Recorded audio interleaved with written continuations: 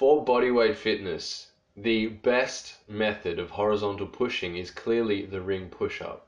What makes it so challenging and so good for strength and hypertrophy is the unstable position of the body. It requires you to tense everything almost in your body in order to maintain form throughout the movement. The strength you acquire through doing the ring push-up transfers very nicely over into weight training such as dumbbell bench press, simply because you've trained your ability to stabilize, and then it's much easier to do when you're doing something that is requiring less stabilization.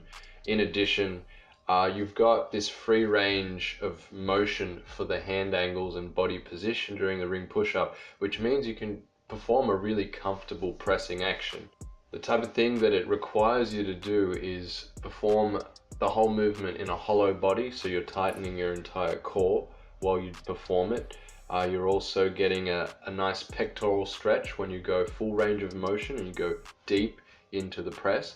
And in addition, the rings turned out method at the top requires some reinforcement from the biceps. You actually get quite a good bicep stimulation at the top. You can implement it in multiple ways. One way of which is to perform it at the beginning of your workout as a main pressing component, something you're going to work on each week and get stronger and better at. Alternatively, you can use it as an assistance to, say, your planche work or something similar in bodyweight fitness, or you can also just add it as an additional stimulus later on in a workout, whereas it just adds extra hypertrophy to your training.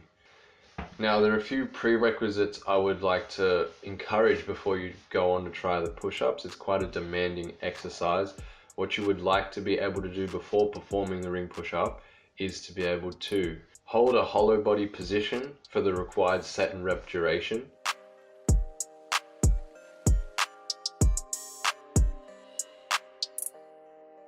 Chuki B.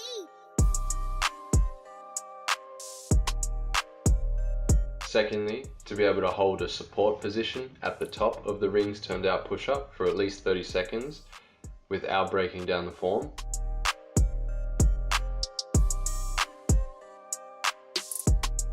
And thirdly, being able to do push-ups off the floor, just a standard everyday push-up for about 20 reps. Might be tempting to go on to perform rings push-ups without the ring turned out component because it actually makes it more challenging. You'll get less reps in, but I would encourage you to start from the beginning with the rings turned out method because it's more beneficial and it gives you a full protraction at the top. So you can't actually get an entire protraction of the shoulder blades forward at the top without that external rotation. So I would encourage you to start from there. To reach that top position, you want to be able to protract slowly in a transition and in control.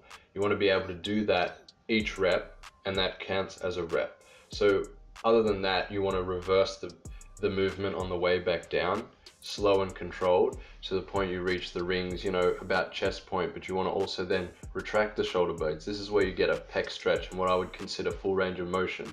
And it's from there we develop the strength in this full range of motion, and then anytime you perform it later, you perform it correctly. The idea is not to cheat here.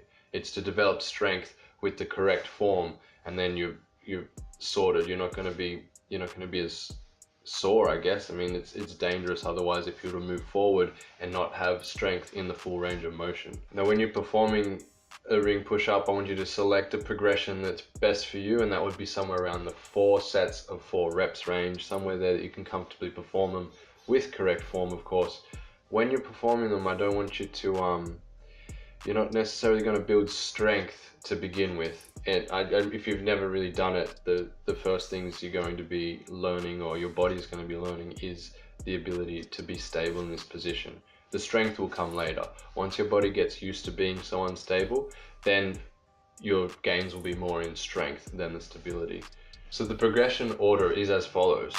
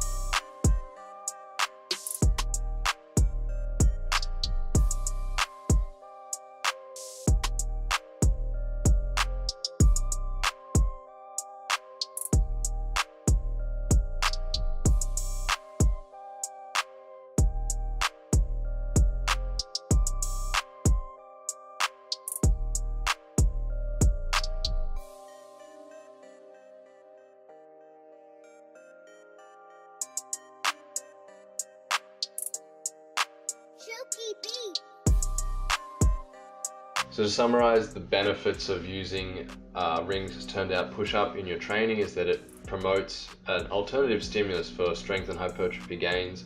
The strength is transferable. You have options to progress, for progressive overload.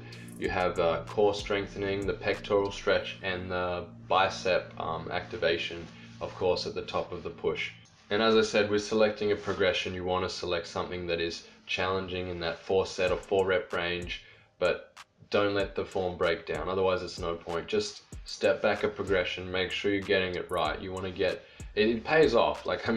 You may just want to move forward, but it pays off to build that foundation and be stable and strong in this position, and then move forward until you're going to have a really solid ring push-up. And that's the goal here, is to do it properly, and then later, you're able to then implement it in your training in the future, even if it's not a priority anymore.